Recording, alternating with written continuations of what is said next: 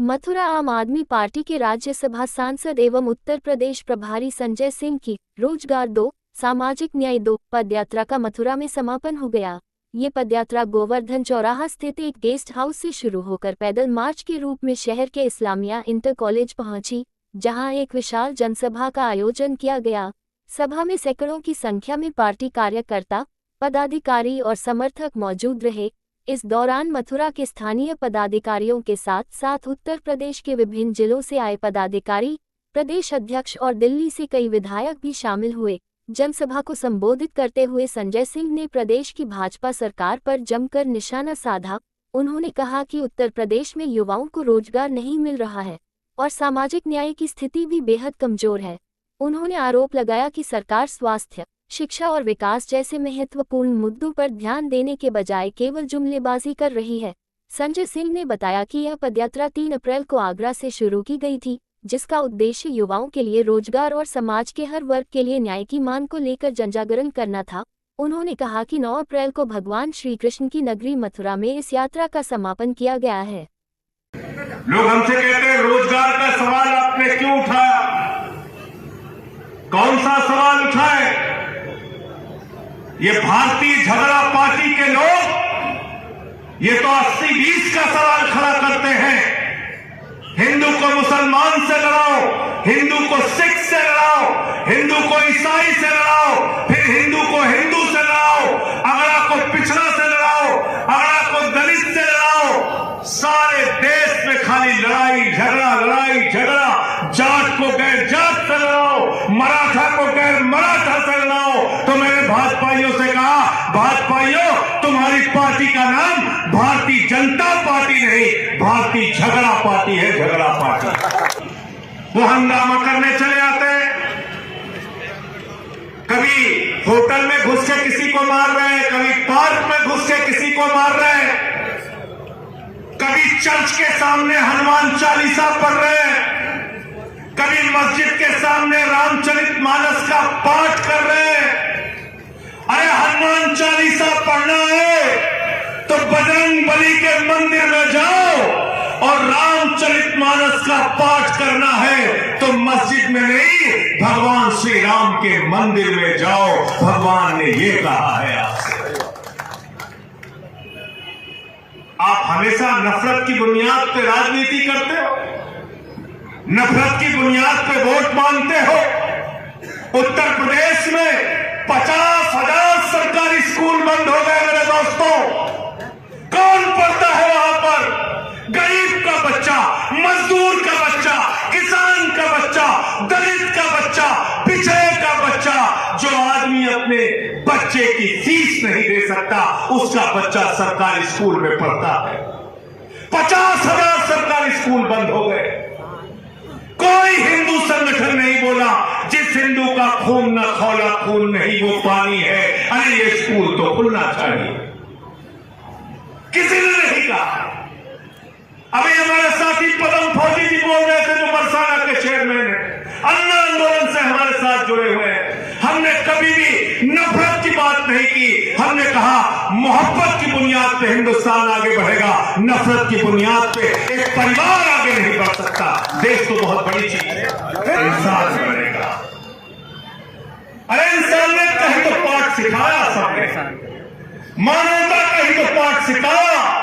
हमारे रामचरितमानस ने क्या कहा? सब नर करहि परस्पर प्रीति, सारे लोग आपस में प्यार से रहे। ये रामचरितमानस का संदेश है। वसुदेव कुटुंबकम, पूरा विश्व हमारा परिवार है। हिंदू धर्म कहता है अपने पूजा की समाप्ति के बाद प्रभु से प्रार्थना करना, धर्म की जय हो, अधर्म का नाश हो, प्राणियों में सद्भावना हो, विश्व का कल्याण हो। अरे हम वो धर्म है जो पूरे विश्व के कल्याण की कल्पना करते हैं। मोदी जी, हम लड़ाई झगड़े की राजनीति में यकीन नहीं रखते। लेकिन आज क्या किया जा रहा है? स्कूल के सवाल पे आंदोलन नहीं होगा, तब आम आदमी पार्टी के लोग सड़क पे निकलेंगे। हृदय चौधरी जाएंगे, प्रशांत यादव जाएंगे, अंकुश चौधरी जाएंगे, लड़ाई लड़ेंगे, लाठी खाएंगे। हमने लड़ाई लड़ी और हमने कहा बाबा जी सरकारी स्कूल उत्तर प्रदेश में आपको बंद नहीं करने देंगे और सरकारी स्कूल बंद नहीं होने दिया आम आदमी पार्टी ने। अस्पतालों में मोमबत्ती में ऑपरेशन होता है, किसी हिंदू संगठन का खून नहीं खौलता। कोई आरएसएस वाला, विश्व हिंदू परिषद वाला, बजरंग दल वाला नहीं कहता अरे हमारे हिंदू भाइयों का यहां ज्यादातर इलाज होता है, क्यों नहीं अस्पताल ठीक करते? पानी की टंकी लगी है गांवों में, वो पानी की टंकी उद्घाटन से पहले उड़ जाती है। बंसराज दुबे ने गांव में सबको लाइव दिखाया, बोले एक टंकी है पानी की, 4 साल पहले बनी थी, करोड़ों रुपए निकल गया टंकी के नाम पे।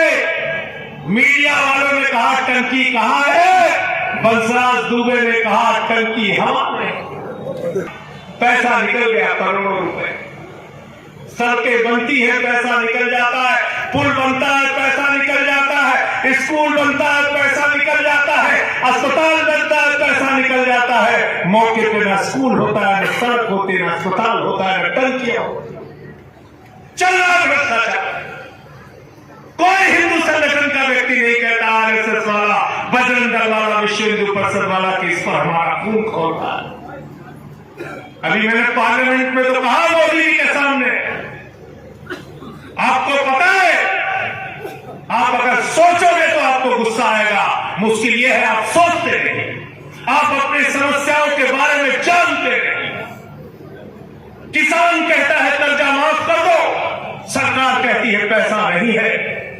नौजवान कहता है हमने अपनी पढ़ाई के लिए, इंजीनियरिंग के लिए लोन लिया था, हमारा कर्जा माफ कर दो, सरकार कहती है पैसा नहीं है। मजदूर कहता है हमने बेटी की शादी के लिए कर्ज लिया था, वो पैसा माफ कर दो, सरकार कहती है पैसा नहीं है। हम कहते हैं अस्पताल बनवा दो, स्कूल बनवा दो, सरकार कहती है पैसा नहीं है। अरे हम कहते हैं हमारे बच्चों को मिड डे मील में आप नमक रोटी खाने के लिए दे रहे हैं मोदी जी, योगी जी, सरकार कहती है पैसा नहीं है। 16 लाख करोड़ रुपए माफ किया है। कितना माफ किया है? ये 1000 बोल रहे हैं, इनके मुंह से लाख नहीं निकल रहा सोचिए, क्योंकि ये भी हैरान है अजय भाई जी, ये भी हैरान है कहे 16,000 करोड़ हो सकता है। नहीं साहब, 16,000 नहीं, 16 लाख करोड़। जीरो लगाते लगाते थक जाओगे। किसान का 50,000 बाकी रहता है तो आप उसको पकड़ के हवालात में डाल देते हो तहसील के अंदर, लेकिन 16 लाख करोड़ रुपए अपने दोस्तों का माफ कर दिया। मैंने पूछा क्यों माफ किया? भैया कुछ करना है काम है तो बैठ जाओ शांति से। बताओ किसका पैसा है, बताओ किसका पैसा है? कर्मचारी का, मजदूर का, किसान का, आम आदमी का, छोटे व्यापारी का।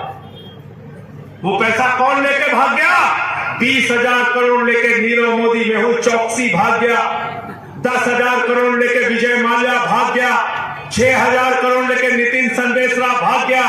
3,000 करोड़ लेके ललित मोदी भाग गया। विदेश में बैठ के चिढ़ाते हैं संजय सिंह का पासपोर्ट जब्त है, अरविंद केजरीवाल का पासपोर्ट जब्त है, मनीष सिसोदिया का पासपोर्ट जब्त है, लेकिन आपके बैंकों पर डकैती डालने वाले विजय माल्या का पासपोर्ट जब्त नहीं हुआ, ललित मोदी का पासपोर्ट जब्त नहीं हुआ, नितिन संदेशरा का पासपोर्ट जब्त नहीं हुआ। बताओ कैसी